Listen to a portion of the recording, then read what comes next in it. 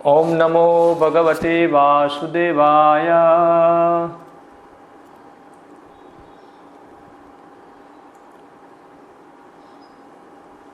ओम नमो भगवते वासुदेवाय।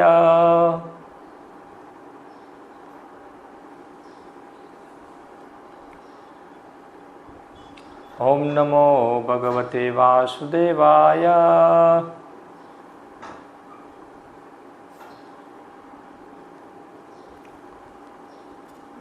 तो सब लोग अपना थोड़ा माइक बंद कर दीजिए।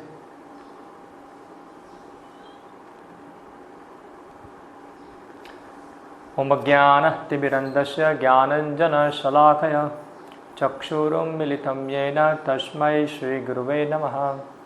श्रीचैतन्यमनोभीष्टं स्थापितं येन भूतले स्वयं रूपकदा मह्यं ददाति स्वपदान्तिकम्। वन्देऽहं श्रीगुरौ श्रीयुतपदकमलं श्रीगुरून् वैष्णवांश्च श्रीरूपं साग्रजातं सहगणरघुनाथान्वितं त्वं सजीवं साद्वैतं सावधूतं परिजनसहितं कृष्णचैतन्यदेवं श्रीराधाकृष्णपादान् सहगणललिता श्रीविशाखान्वितांश्च श्रीकृष्णचैतन्यप्रभो नित्यानन्द श्री अद्वैत गदाधर शिवासादि गौरभक्तवृंद। हरे कृष्ण कृष्ण कृष्ण हरे हरे, हरे राम राम राम हरे हरे। हरे कृष्णा। तो सभी भक्तों का हार्दिक स्वागत है। हम लोग श्रीमद् भागवतम में से पढ़ रहे हैं और आज हम नए अध्याय की ओर बढ़ रहे हैं। हमारा अध्याय है आज अध्याय 23 और ये जो पूरा आख्यान चल रहा है भगवान कपिल देव का प्रागट्य और उनके शिक्षाओं पर आधारित। तो इससे पहले कैसे भगवान कपिल के माता पिता देवहूति और कर्दम मुनि का विवाह हुआ उसका वर्णन पूरा हमने सुना कि देवहूति जो थी वह स्वयं मनु की पुत्री थी और कर्दम मुनि एक योगी थे, साधु थे, ब्राह्मण और एक राजा की पुत्री होने के नाते फिर भी उनका विवाह जो हुआ कर्दम से भगवान की आशीर्वाद के द्वारा। अभी ये नया अध्याय के अंदर हम देखेंगे कि जब स्वयं मनु जो थे उन्होंने अपनी पुत्री का विवाह जब करा दिया उसके बाद देवहूति जो थी उसने क्या किया, किस प्रकार से उन्होंने कर्दम मुनि की सेवा की, क्या क्या उनकी योग्यताएं थी, हाँ, और उसको क्या सिद्धि मिली, ये सब ये अध्याय के अंदर वर्णित है पूरा।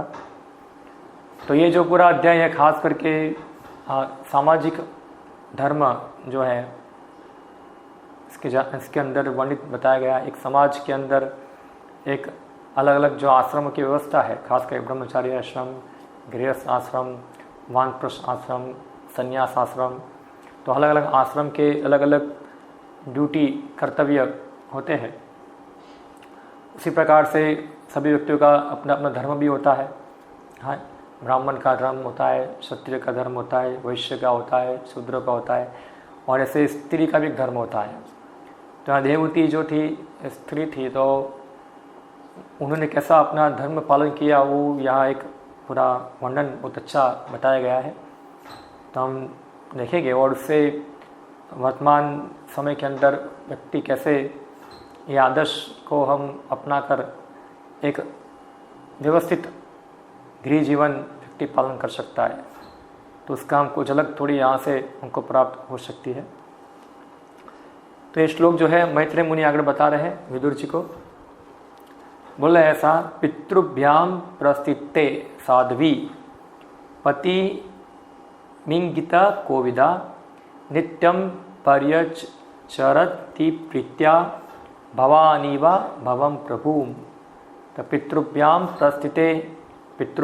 प्रस्थिते का मतलब होता है कि जब उनके पिताजी ने उनको शादी करके उनको स्थापित कर दिया, कहाँ? कर्दम के घर पे।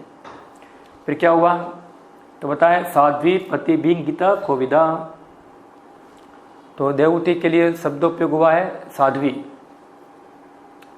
जनरली हम शब्द सुनते हैं साधु और साध्वी तो हमको हमारे मन में ऐसा चित्र आता है कि साधु साध्वी माने कि जो घेरे हुए कपड़ा पहनते हैं, या तो फिर जो साधु है जिनके बड़े दाढ़ी है, बाल है, ऐसा वो साधु, तो ये साधु का अर्थ नहीं है। साधु का अर्थ है कि उनका स्वभाव जो था वो भक्त स्वभाव था।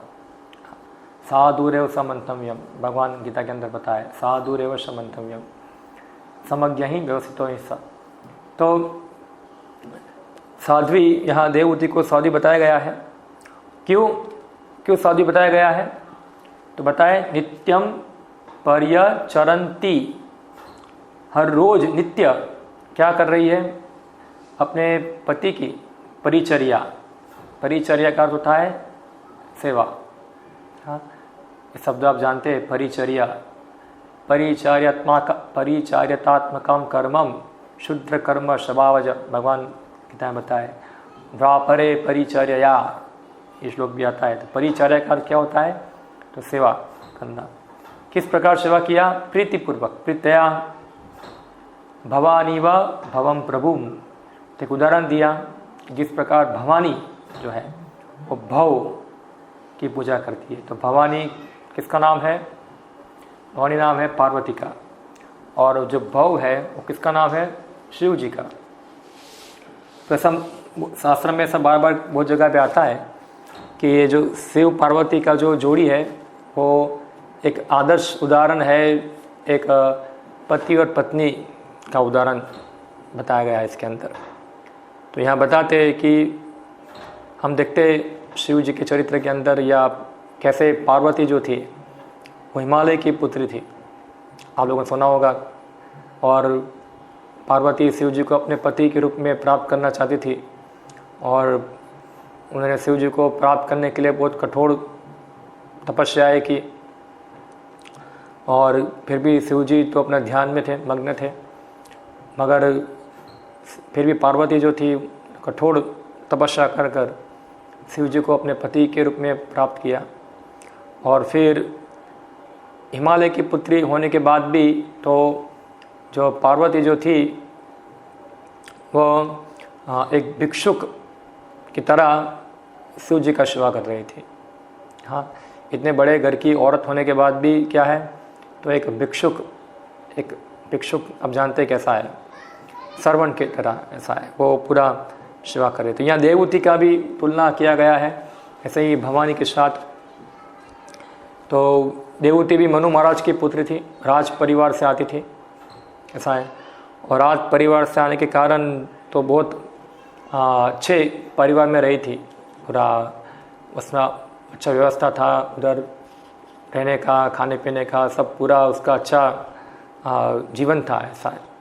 खूब सुख सुविधा उनके घरों में थी।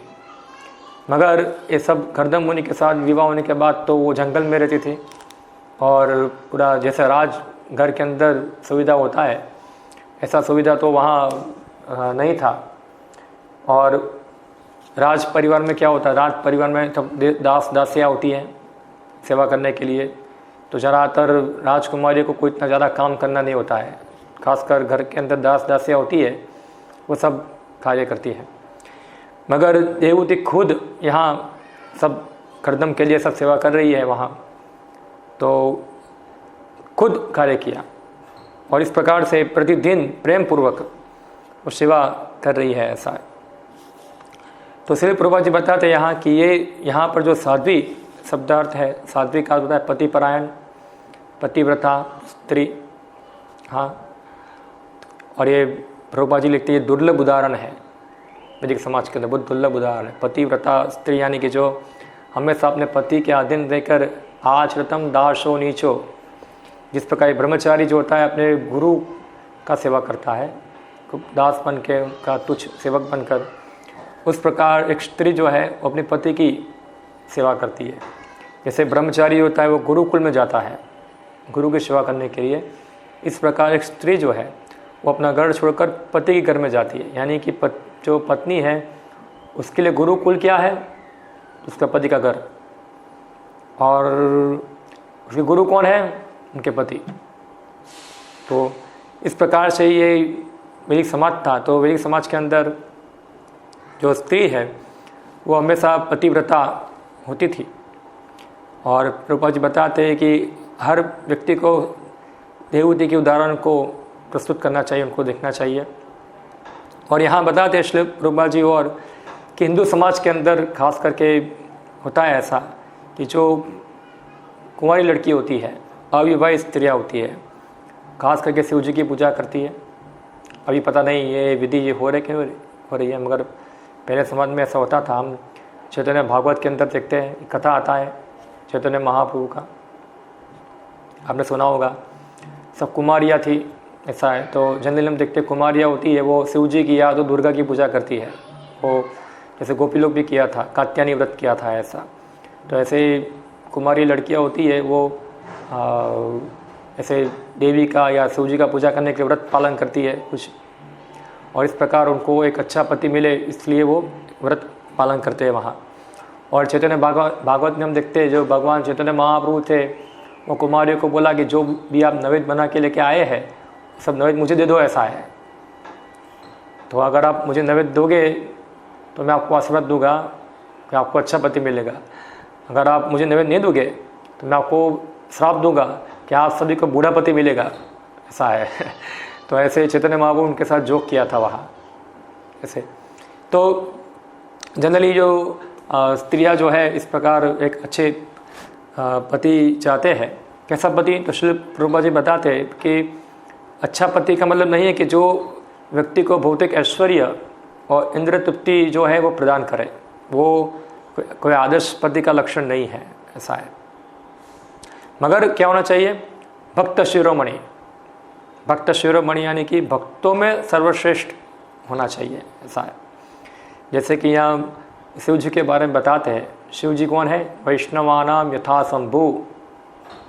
हाँ, वैष्णवानाम यथा शंभु यानी कि जो शिव जी जो है वो सभी प्रकार के वैष्णव में क्या है? श्रेष्ठ है, ऐसा है। और जो पार्वती जो थी, भवानी जो थी, वो हमेशा ऐसे वैष्णव महान भक्त शिव जी को वर के रूप में प्राप्त किया था यहाँ। तो अगर बताए कि कोई लड़की भाग्यवान होती है ऐसा, तो उनको शिव जी के समान उनको एक उत्तम भक्त पति प्राप्त होता है, उससे उनका जीवन जो है सफल हो जाता है। और पत्नी जो है अपने पति पे आश्रित होती है। और अगर पति जब पूरी तरह से वैष्णव होता है तो जो कुछ भी पति पालन करता है उसका जो हिस्सा है उसको मिलता है, यानी कि 50% की भागीदार होती है, ऐसा है। इसलिए स्त्री को कई बार कहा जाता है अर्धांगिनी, हाफ यानी कि हर धार्मिक कार्यों में वो उसका हिस्सा आधा होता है अगर वो पति की सहायता करती है तो वहाँ।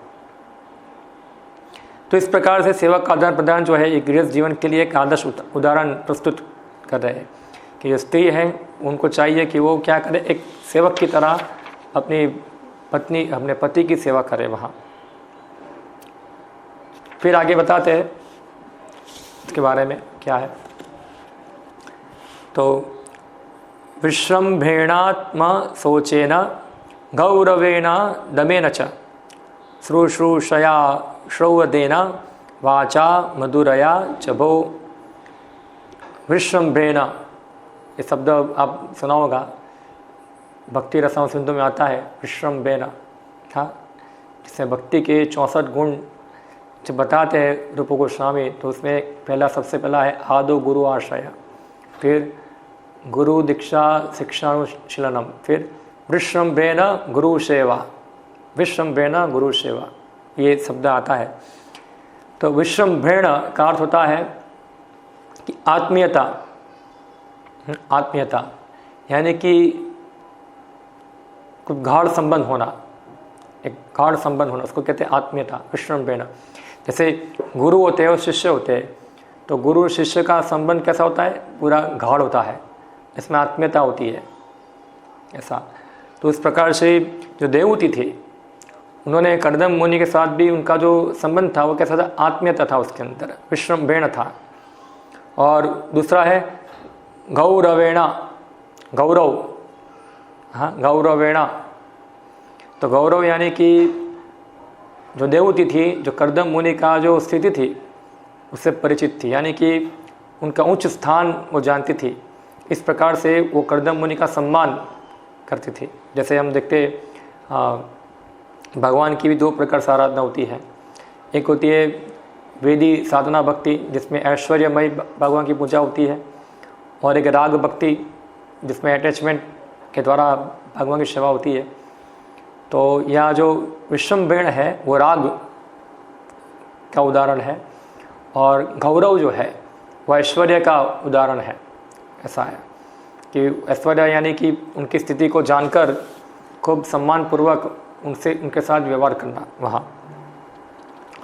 तो श्री प्रभुपाद जी बताते यहाँ कि विश्वम्भेन का अर्थ है अत्यंत आत्मीय मित्र होता है। कौन? पति, आत्मीय मित्र, यानी कि हर गुह्य बातें हैं जो है आत्मीयता इतनी स्ट्रांग होती है कि जो एक दूसरे को साथ शेयर करते और उस प्रकार से विश्वासु होते हैं, आत्मीयता होती है। एक जैसे हमारा कोई आत्मीय मित्र होता है, इस प्रकार से आत्मीयता प्रदान की जाती है। और फिर साथ साथ क्या होता है कि जो उसमें गौरव भी होता है, यानी कि वो जानती भी है कि ये उनका स्थिति मेरे से बहुत ऊपर है। हाँ, तो इस प्रकार से पति का सम्मान भी करती है, कभी उनका अपमान नहीं करती है। ऐसा है। हम देखते हैं जब आत्मीयता होती है तो क्या होता है? अपमान होता है। हाँ, एक कहावत भी है, ऐसा है, फैमिलियरिटी विद कंटेम्प्ट। सुना है आप लोगों ने? अंग्रेजी में कहावत है ऐसा कि ज़्यादा आत्मीयता क्या होती है, ज़्यादा आत्मीयता हो जाएगी तो क्या होगा? अपमान होता है उसके अंदर। ज़्यादा फैमिलियर हो जाए, ऐसे दूर रहते हैं तो थोड़ा मान सम्मान रहता है। ऐसा है, वो एक साथ में रहते हैं, जब थोड़ा धीरे धीरे फैमिलियर हो जाएंगे, एक दूसरे के गुण और दोष को देखते हैं, तो ये साथ में रहते हैं तो सब ज़्यादा पता रहता है कि ये क्या है, ये क्या है। तो धीरे धीरे क्या होता है, जो जिस प्रकार सम्मान पहले जो होता है वो सम्मान रहता नहीं है, फिर सोचिए तो मेरे जैसा ही है, क्या है। तो फिर उनके साथ क्या होता है, धीरे धीरे अपमानपूर्वक व्यवहार होना चालू हो जाता है। हाँ, तो इससे क्या होता है, धीरे धीरे उनका दोष दिखते हैं, और दोष दिखने के कारण फिर उनके साथ दुर्व्यवहार भी होता है, चालू हो जाता है।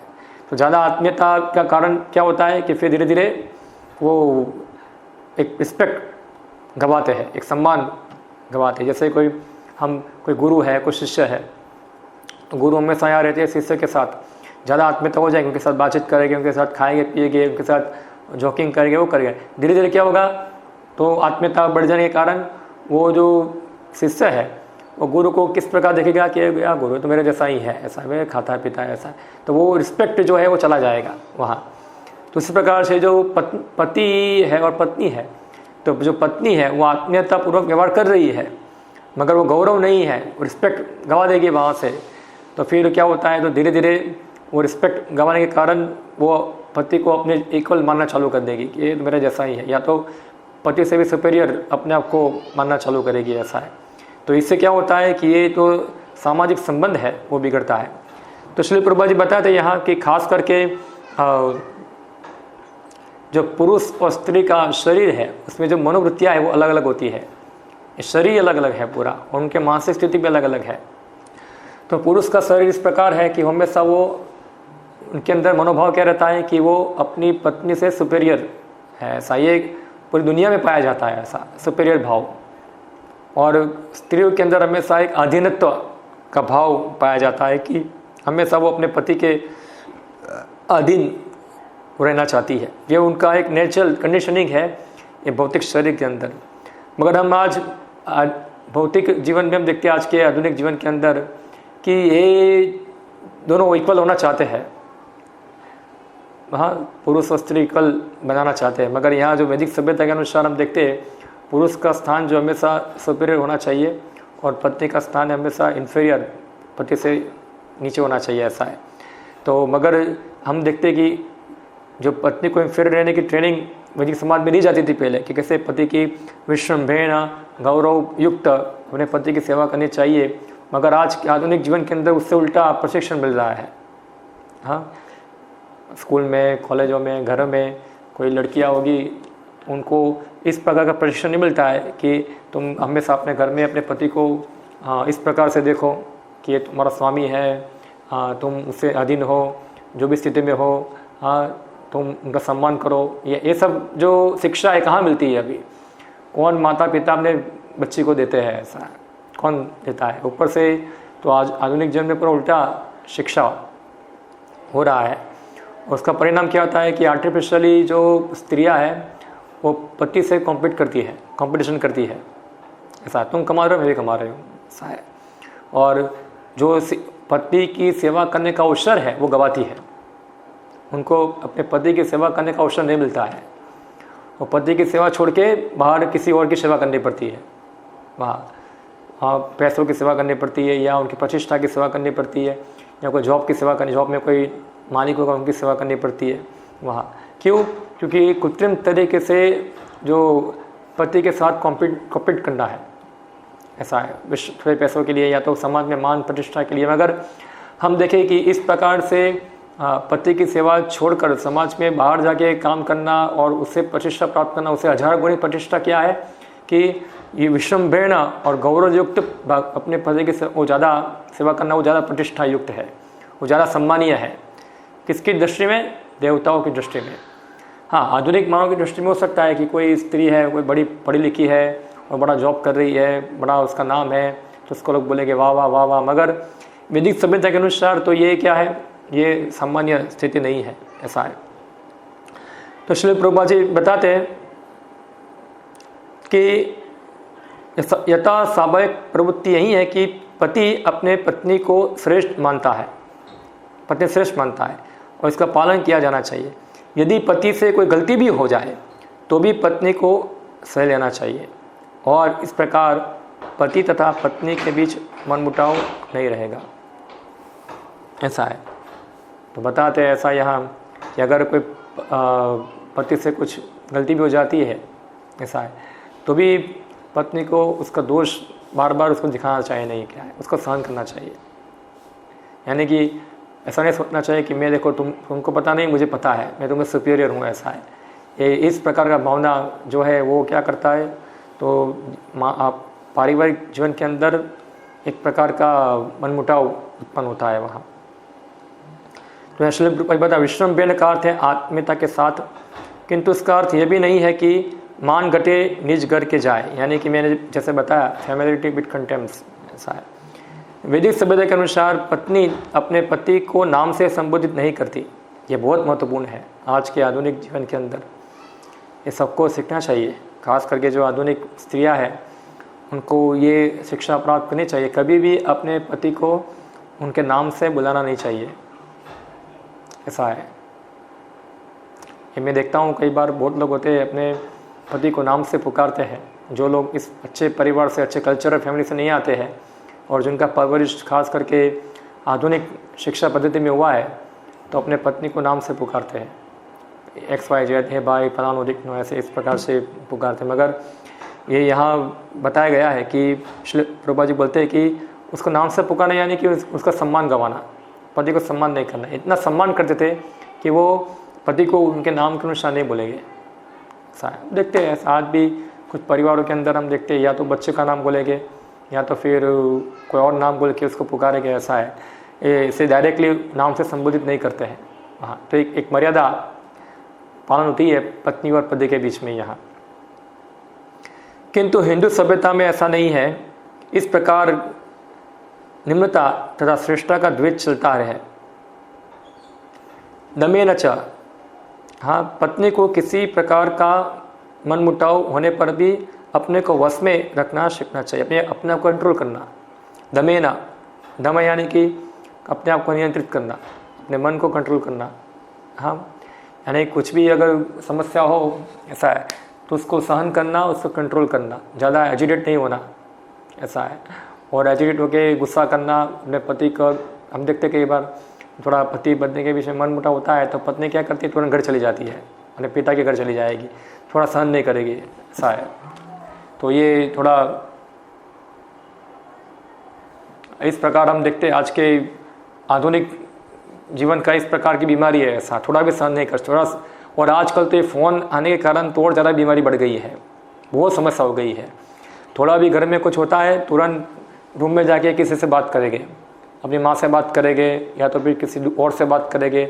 आज मेरे सास ने ऐसा बोला, आज मेरे पति ने ऐसा बोला, पूरा अपने घर का पूरा जो न्यूज़ है पूरा सब जगह फैलाते हैं, ऐसा है, हम देखते हैं ऐसा, आज आधुनिक जीवन में ऐसा है।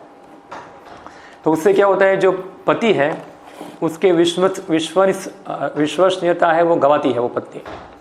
हाँ, वो उसके प्रति इतना विश्वास पति का चला जाता है पत्नी के प्रति। और कई बार तो हम देखते हैं ऐसा, अगर पति भूल में से अपनी पत्नी का मोबाइल भी चेक करेगा तो पत्नी को अच्छा लगेगा नहीं कि मेरा मोबाइल क्यों चेक कर रहे हो, ऐसा है। ऐसा कई बार देखा गया है। इतना कॉन्फिडेंशियल क्या चीज़ है, ऐसा है कि वो नहीं मेरा मोबाइल चेक नहीं करने का, ऐसा है। और कई बार तो इसमें पासवर्ड लॉक लगाया होता है, लॉक मोबाइल के अंदर, कि मेरा मोबाइल लॉक हो जाए तो कोई और चेक ना करे, ऐसा है। तो ये सब क्या दिखा रहा है कि ये विश्वास की कमी है। क्या कमी है? विश्वास की कमी है ये। क्योंकि इस प्रकार आर्टिफिशियल जीवन जीने के कारण जो है हम लोग अपने आप को सुपीरियर बनाना चाहते हैं, खासकर स्त्रियां जो है पुरुष के सुपीरियर होना चाहती है।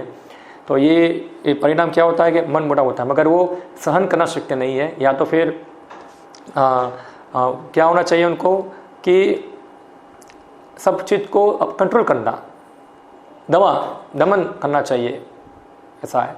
कोई भी दुख हो उसको कंट्रोल करना,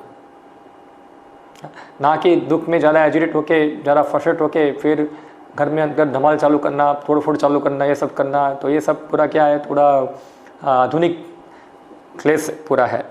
और फिर क्या बताएं कि श्रोहोदेना वाचा मधुरया, हमेशा मधुर वाणी से अपने पति के साथ व्यवहार करती थी। मधुर वाणी से, कर्कश वाणी से नहीं। मधुर वाणी से, यही बहुत महत्वपूर्ण है, कैसे अपने पति के साथ डील करना है, ऐसा है। तो हमेशा मधुर वाणी से डील करते हैं तो वो पति के हार्ट को जीत लेते हैं, ऐसा है। मगर कर्कश वाणी से खाली एक जैसे पति है उसका बॉस, उसका नौकर ना हो, ऐसा इस प्रकार से व्यवहार करेंगे तो पति को भी हृदय से इतना वो अच्छा फील नहीं होगा उसको वहाँ। तो क्या मधुर वाणी से कि ऐसे, तो इससे वो क्या होता है, अच्छी तरह से वो पति के साथ व्यवहार कर सकते हैं वहाँ। तो कितना अच्छा वर्णन यहाँ देवहूति जो थी वो इस प्रकार कर्दम मुनि के साथ पूरा व्यवहार कर रहे हैं, ऐसा। और इस प्रकार से पूरा कॉन्शियस हो कि भागवतम में वो जगह पे ऐसा वर्णन मिलता है, आपको आप पढ़ेंगे, ऐसा है। रामायण के अंदर भी है, हम सीता माता का उदाहरण देख सकते हैं, और द्रौपदी का उदाहरण देख सकते हैं, गांधारी का उदाहरण देख सकते हैं। ये सब हमारे पास उदाहरण है, ऐसा। अभी आज के जीवन के अंदर ऐसा हम बोलेंगे तो लोग जो है वो ये संस्कृति को पूरा बोलते हैं कि इसमें स्त्री को दबा के रखने की बात है, ऐसा है। हाँ, उनको सप्रेस करना है। ये सप्रेस करना नहीं है, सप्रेशन नहीं है, उनका प्रोटेक्शन है, ये उनका स्वाभाविक स्वभाव है, ऐसा। और इस प्रकार की क्रियाओं में रह के स्त्रियाँ बहुत आनंदित रहती है, सुखी रहती है, ऐसा है। मगर उसको कोई बोलेगा नहीं, उनको आज़ादी दे दो, आप उनको इतना दबाओ मत, ऐसा है। उनको पूरा हर प्रकार से इंडिपेंडेंस, उनको जहाँ भी जाना है जहाँ वहाँ जाने देना चाहिए, उनको जो करना है वो करने देना चाहिए। तो वो उनके लिए क्या होता है, दुर्गति का कारण होता है पूरा। और इस समाज की दुर्गति हम आज देख रहे हैं क्या हो रही है। फिर आगे बताते हैं क्या हुआ। विसृज्य कामम दम्भम च द्वेषम लोभ अधम मदम अप्रमत्तो तद्यता नित्यम तेजियाम समतोषयत। विसृज्य काम, विसृज्य काम इसका अर्थ होता है कि देवहूति सब प्रकार की भौतिक इच्छाओं को छोड़कर केवल निस्वार्थ भाव से अपने पति की सेवा कर रही थी। इसको कहते हैं विसृज्य काम। ऐसा नहीं कि अपने पति के पास वो जिद लेके आती, मुझे ये चाहिए, मुझे वो चाहिए, मुझे फलाना चाहिए, मुझे दिखना चाहिए, मुझे ये ला के दो, वरना शोक मनाते हैं, वरना झगड़ा करेंगे, ऐसे इस प्रकार जिद्दी स्वभाव वाली नहीं थी, ऐसा है। विसृज्य काम, हाँ, चाहे मुझे पति कुछ प्रदान करे या ना करे, ऐसा है। तो इस प्रकार विसृज्य काम के साथ वो अपने पति की सेवा कर रही थी। फिर दंभम, हाँ, दंभ छोड़ दिया, यानी गर्व को छोड़ दिया। तो किसका गर्व होना चाहिए, पत्नी को क्या गर्व होता है? तो श्री प्रभुपाद जी इसमें लिखते हैं ऐसा कि कई बार जो पत्नी है उच्च कुल से आती है, या जैसे यहाँ देवहूति जो है वो राजवी परिवार से है और कर्दम मुनि एक ब्राह्मण भिक्षुक है, ऐसा है। तो भौतिक दृष्टि से देखा जाए तो एक राजकुमारी है, तो उसको अपने पिता के कुल का गर्व होगा, देखो मेरे पिताजी कितने महान थे और तुम तो एक भिखारी हो, ऐसा है। और इस प्रकार से शायद उसको गर्व होगा वहाँ अपनी स्थिति के ऊपर। तो ये तो क्या दिखा रहा है, ये पतन का कारण दिखा रहा है, ऐसा है। श्री प्रभुपाद जी बताया कि स्त्री को कभी भी अपने पितृकुल के ऊपर गर्व करना चाहिए नहीं, ऐसा है, वो गलत है पूरा।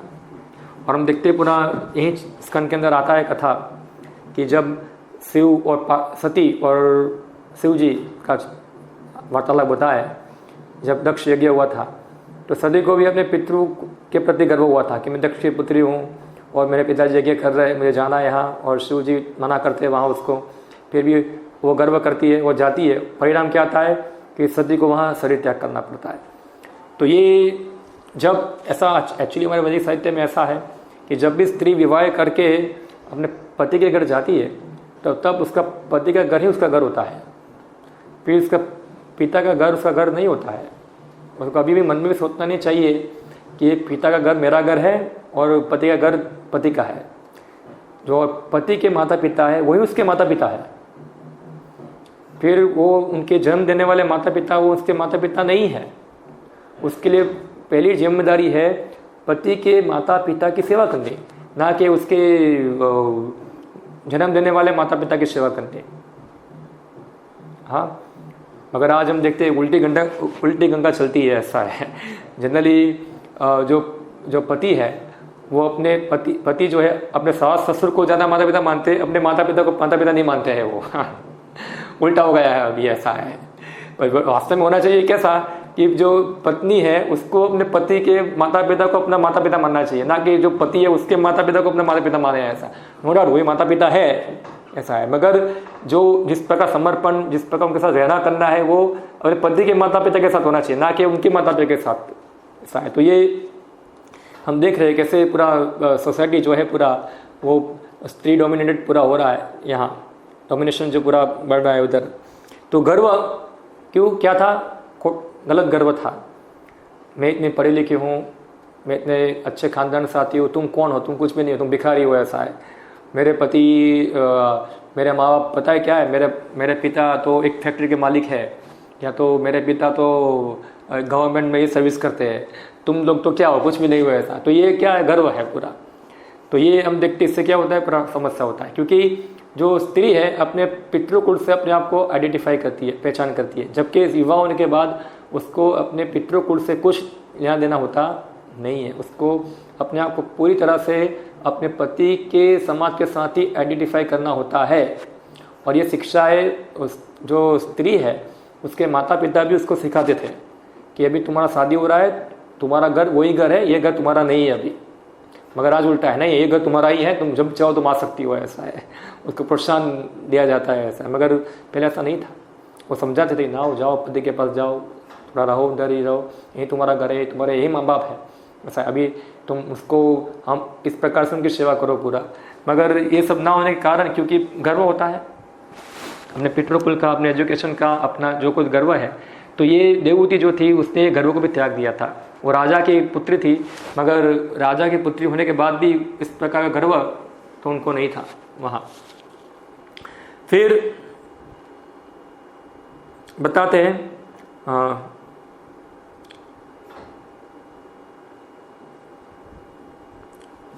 गर्व दम्भेन च द्वेषम लोभम।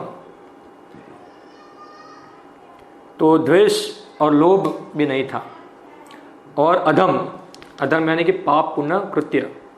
और मद यानी कि घमंड, अप्रमत्ता, समझदारी, ये सब नहीं था। तो श्री प्रभुपाद जी बताते हैं स्त्रियों के लिए ये सबसे बड़ा पाप कर्म क्या है, अपने पति को त्यागना। और सबसे बड़ा पाप कर्म बताया है वहाँ, अपने पति को त्याग कर दूसरे पुरुष को स्वीकार करना, वो निंदनीय है, बहुत बड़ा पाप कर्म है। और जो स्त्रियाँ ऐसा करती है वो हमेशा समाज के अंदर पूरा जो है उनका एक अच्छा सम्मान नहीं होता। आजकल तो नॉर्मल है, ऐसा है कि थोड़ा भी कुछ होगा, हम देखते हैं आज तो नॉर्मल हो चुका है। अपने पति घर में होगा और स्त्री है दूसरे किसी के साथ भाग जाती है पूरा, ऐसा। वैसे तो हम केसेस तो हम आप न्यूज़पेपर देखेंगे तो आप हज़ारों केस पाएंगे ऐसे, हाँ हज़ारों केस आपको मिले, सामान्य हो चुकी है ऐसी बात पूरी। मगर यहाँ हम देखते हैं कि अपने जो पति है जिसके साथ विवाह किया है उसको त्याग देना, वो तो बहुत निंदनीय और पाप कर्म कृत्य है। मुझे पता है, मैंने केस देखा था, एक मेरा मित्र था, उसकी माँ थी, बच्चे भी बड़े बड़े थे, कम से कम बच्चे 15-14 साल के थे। 15-16 साल के बच्चे होने के बाद भी उसकी माँ जो थी दूसरे के साथ भाग गई, ऐसा है। तो कितना निंदनीय है, हम देख सकते हैं ऐसा कि ये समाज जो है कितना दुर्गति की ओर जा रहा है ऐसा। तो इसके लिए तो वो अच्छा नहीं है, इसलिए जो स्त्री है वो हमेशा पतिव्रता होनी चाहिए, अपने पति के अधीन होनी चाहिए। तो चाणक्य पंडित एक श्लोक बताते हैं, ऋण कर्ता पिता शत्रु। हाँ, शत्रु कौन है? ऋण कर्ता पिता शत्रु। जो पिता अपने बच्चे के लिए ऋण छोड़ के जाता है वो कौन है? शत्रु है। माता व्यभिचारिणी, और जो माँ व्यभिचारिणी है, यानी कि जो अपने पति को छोड़कर दूसरे किसी पुरुष के साथ चली जाती है तो व्यभिचारिणी है। ऋण कर्ता पिता शत्रु माता व्यभिचारिणी। फिर दो और चीज़ मैं भूल गया, क्या है मुझे याद नहीं आ रहा। तो इस प्रकार से बताए कि ये इस प्रकार अभद्र व्यवहार निंदनीय है। आपने देखा होगा, वो एक कहानी आती है भागवतम में, कौन से मुनि थे वो? च्यवन मुनि, और क्या नाम था उसका? सुकन्या। होगा आपने भागवतम में, आई थिंक 8वें या 9वें स्कंद में कथा आती है। तो च्यवन मुनि जो थे वो एक ऋषि थे, और सुकन्या से गलती से च्यवन मुनि का आँख फूट गया था। तो राजा ने डर के मारे क्या कर दिया, सुकन्या का विवाह किसके साथ करा दिया? च्यवन मुनि के साथ। अभी जो च्यवन मुनि थे वो बूढ़े थे, मगर च्यवन मुनि एक योगी थे। तो समय आने के बाद उन्होंने क्या कर दिया, अपना शरीर जो था वो युवान में रूपांतरित कर दिया, युवान पुरुष के अंदर। एक बार क्या हुआ कि सुकन्या के पिता जो थे वो सुकन्या को देखने के लिए च्यवन मुनि के आश्रम में आए, और जहाँ देखा सुकन्या को एक युवान व्यक्ति के साथ देखा, जो कि वो च्यवन मुनि ही थे। मगर जब राजा ने सुकन्या को दिया था च्यवन मुनि को, तो च्यवन मुनि तो बूढ़े थे, मगर उनको पता नहीं था कि योग शक्ति से उन्होंने शरीर परिवर्तित कर दिया है। तो उनके पिता थे वो सुकन्या के बहुत गुस्सा हो गए, बहुत डांटा उसको, हाँ फटकार दिया कि तुमको कलंक है हमारे कुल के ऊपर कि तुमने च्यवन मुनि को छोड़ के किसको पकड़ लिया है। ऐसा पूरा बहुत बड़ा वर्णन उसके अंदर आता है। फिर सुकन्या बताती है कि पिताजी आप चिंता मत कीजिए, ये आपके जमाई च्यवन मुनि ही है, उन्होंने योग शक्ति से अपना जो शरीर है वो चेंज किया है, ऐसा कुछ नहीं हुआ है। तब राजा वो संतुष्ट हुए, ऐसा है। तो ये बताया गया है ऐसा कि अपने पति को छोड़कर दूसरे पति को चुनना तो कोई भी कारणसर, तो ये पूरा अभद्र व्यवहार होना चाहिए। थोड़े समय पहले एक न्यूज़ में आया था, एडल्ट्री अलाउ करते हैं, सुप्रीम कोर्ट ने अलाउ किया था एडल्ट्री, आपको पता होना चाहिए ऐसा। ये सुना होगा शायद न्यूज़ के अंदर कि जो उसमें सुप्रीम कोर्ट बता रही है ऐसा कि पत्नी जो है कभी पति की प्रॉपर्टी नहीं है, ऐसा है, वो इंडिपेंडेंट है, ऐसा है। और एडल्ट्री का केस जो है वो एडल्ट्री कर सकती है। एडल्ट्री का मतलब होता है व्यभिचार, ऐसा है। वो उनके लिए अलाउ है, कोई उसमें उसका पति रोक टोक नहीं कर सकता, वो उसका इंडिपेंडेंट लाइफ है पूरा, उसको जो चाहे वो करे उसके अंदर। तो ये हम देख रहे हैं कि समाज की दुर्गति है, ये कितना दुर्गति हो रहा है। कहाँ इतना कल्चर, हाई कल्चर जो भागवत में वर्णित हुआ है, और कहाँ आज का कुत्ते बिल्ली का कल्चर पूरा जो इस समाज के अंदर हम जी रहे हैं आज पूरा। और सामान्य घटनाएं धीरे धीरे सामान्य हो रहा है सब, ऐसा। फिर आगे बता रहे कि सवे देवर्षि वर्तयाम मानवीं समनुव्रताम देवद गरीयसा प्रत्युरासासनम महाशिष कालेन भूयसा क्षामम कर्षिता व्रतचर्या प्रेम गदगदया वाचा पीड़ितः कृपया ब्रवीत। तो बताया ये पति परायण मनु की पुत्री जो थी, यानी कि देवती, वो अपने पति को विधाता से बड़ा मानती थी। हाँ, विधाता से बड़ा मानती थी, यानी कि जो आपने सुना होगा पति परमेश्वर, ये सब सुनते हैं ना हम लोग, फिल्मों में आता है कई बार, अभी तो फिल्मों में सब सुनते हैं, पहले शास्त्रों में सुनते थे, अभी फिल्मों में सुनते हैं। अभी फिल्मों में सुनने को नहीं मिलता है पति परमेश्वर, अभी कॉन्सेप्ट पूरा चला गया है यहाँ से पूरा। मगर जो देवहूति जो थी वो अपने पति को विधाता से भी बड़ा मानती थी वहाँ, और उनसे उनकी बड़ी बड़ी आशाएं किया करती थी, और दीर्घ काल तक अपने पति की सेवा करने के कारण क्या हो गई, वो क्षीण हो गई थी, यानी कि उसका शरीर जो था वो दुबला पतला हो गया था। और कर्दम मुनि ने देवहूति की इस प्रकार की स्थिति देखकर उनके ऊपर दया उनको आई कि कोई एक राजा की लड़की है और कर्दम मुनि के साथ जो एकदम तपस्वी व्यक्ति है उनके साथ रहकर वो तपस्या कर रही है वहाँ, और उसका शरीर जो था धीरे धीरे क्या हो गया, क्षीण हो गया क्षीण हो गया। आज उल्टा होता है, आज शादी के बाद शरीर जो है पत्नी का क्षीण होता है, ज़्यादा मोटा होता है क्यों है? क्योंकि कुछ काम करना होता नहीं है, कुछ काम करना नहीं होता ही है। यहाँ राजा की पुत्री है, देवहूति है, घर में सब कार्य कर रही है पूरा, कर्दम मुनि के साथ उनके लेवल से कार्य कर रही है पूरा। उनका जो आदर्श, उनका स्टैंडर्ड है कि वो जो खा रही है वो उनको खाना है, उनके आदर्शों के अनुसार चलना है पूरा। तो इसके कारण, क्योंकि राजकुमारी थी, राजकुमार में जरा वैभवशाली जीवन था, यहाँ तो वो एक तपस्वी जीवन था, तो वो इस प्रकार जीवन जीने के कारण उनका शरीर जो था क्षीण हो गया वहाँ। मगर आज क्या होता है, शरीर ज़्यादा मोटा होता है पूरा, कुछ काम नहीं है, घर में खाना बनाने के लिए काम वाली है, साफ सफाई करने वाले काम वाली है, और कुछ होगा तो क्या करना है, घर में टीवी देखना है, मोबाइल देखना है, ये करना है, वो करना है, बच्चों की तो ठीक है थोड़ा तैयार कर दिया और भेज दिया स्कूल में, उनको गेम खेलने दे दिया। तो ये क्या है, ये जो लाभ मिलता था एक पत्नी को अपनी पति की सेवा करने के अंदर, एक आनंद मिलता था, वो आनंद का जो वो प्राप्त नहीं कर पाते थे वहाँ। ऐसा है, आजकल नहीं हो पा रहा है ऐसा। मगर यहाँ देखते हैं कर्दम मुनि की सेवा करने के कारण उनका शरीर क्षीण हो गया, और शरीर क्षीण होने के बाद भी देवहूति ने कंप्लेंट नहीं किया कि आप मेरा केयर नहीं करते हैं, ऐसा है ऐसा कोई कंप्लेंट किया नहीं। जबकि कर्दम मुनि को दया गई कि ये जो राजकुमारी है और मेरे लिए इतना सेक्रीफाइस कर रही है, इतना कठिन जीवन होने के बाद भी मेरे साथ जीती है और मेरी सेवा करी, इस कारण से कर्दम मुनि को देवहूति के ऊपर दया उसको आई। तो देवहूति ने भी कंप्लेंट नहीं किया ऐसा कि आप मेरी केयर नहीं करते, ये नहीं करते ऐसा। तो ये सब आज का आधुनिक सिस्टम है पूरा।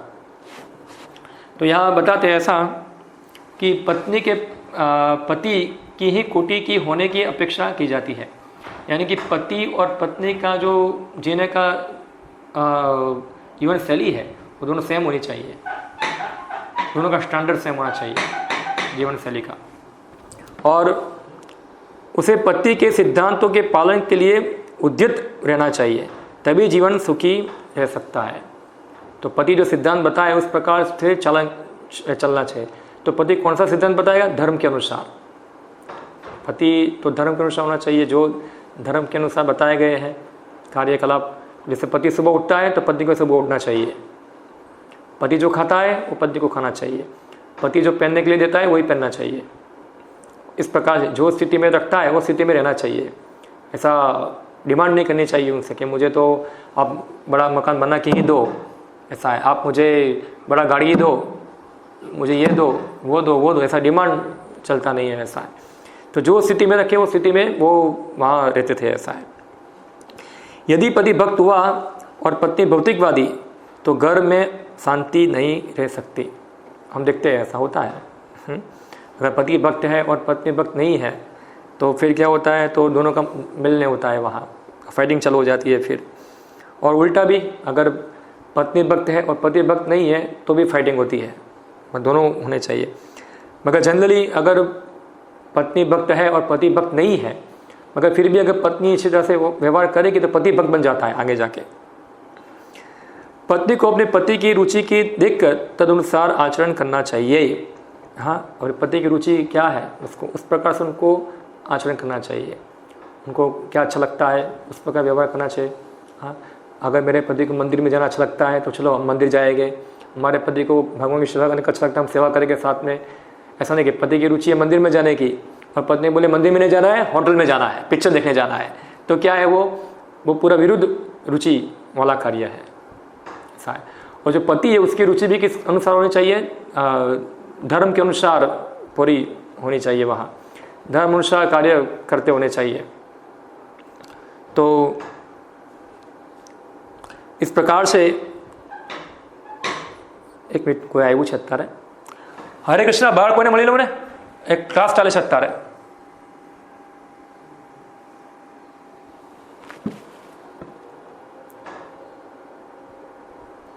तो यहाँ हम देखते हैं श्री प्रभुपाद जी उदाहरण देते हैं गांधारी का। यहाँ तो गांधारी हम देखते हैं कि उनका जो एंगेजमेंट हुआ था धृतराष्ट्र के साथ, तो जब उनको पता चला कि धृतराष्ट्र जो है उनकी आंखें नहीं है, तो उन्होंने ऐसा ओपोज नहीं किया, ठीक है उनके साथ विवाह करूँगी, और उन्होंने वॉलंटरीली क्या कर दिया, अपने आँखों के सामने पट्टी बांध दिया। ऐसा है तो अपने पति से आगे बढ़ना चाहती नहीं थी, तो उनके अधीन हो रहे वहाँ। तो इस प्रकार से कोई उनको, क्योंकि गांधारी ने सोचा अगर मेरे पास आंखें होगी और मेरे पति की आंखें नहीं है तो मुझे गर्व आ जाएगा, इस प्रकार से। तो समानवृत्तम शब्द सूचित करता है कि यह पत्नी का कर्तव्य है कि वह जिस परिस्थिति में उसका पति हो उसके अनुसार अपने को ढाले। हाँ, जो भी स्थिति में हो वो स्थिति में अपने को ढाले, प्रयास करे ढालने का। ऐसा है, जो स्थिति में हो पति उस स्थिति में अपने आप को एडजस्टमेंट करना चाहिए, ना कि उनके साथ डिमांड करना चाहिए। ऐसा है। निसंदेह यदि पति कर्दम के समान महान हुआ तो उसके अनुगमन से अच्छा फल निकलेगा, किंतु यदि पति कर्दम के समान महान भक्त ना हो तो भी पत्नी का कर्तव्य है कि अपने पति की रुचि के अनुसार ढले। अगर भक्त भी ना हो तो भी उसको ऐसा व्यवहार करना चाहिए। ऐसा है, दोनों है। इससे विवाहित जीवन सुखमय बन जाता है। यहाँ इसका भी वर्णन हुआ है कि साध्वी स्त्री का कठोर व्रत साधने से राजकुमारी देववती अत्यंत दुबली हो गई, जिसके उसके पति को दया आ गई। उसे पता था कि वह एक सम्राट की पुत्री होकर भी सामान्य स्त्री की भांति उनकी सेवा में लगी है। ऐसा करने से उनका स्वास्थ्य दुबला हो गया। फलतः मुनि दयाद्र हो उठे और उससे इस प्रकार बोले। तो कर्दम मुनि को दया आ गई, और फिर दया आने के बाद कर्दम मुनि देव जी कुछ बताएंगे क्या है, वो हम आगे अब देखेंगे बाद में। तो यहाँ हम ये सेक्शन समाप्त करते हैं।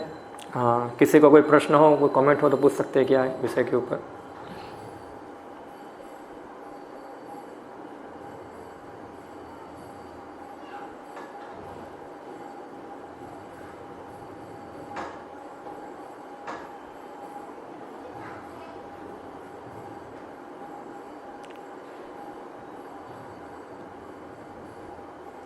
कोई प्रश्न की कोई कमेंट किसी का?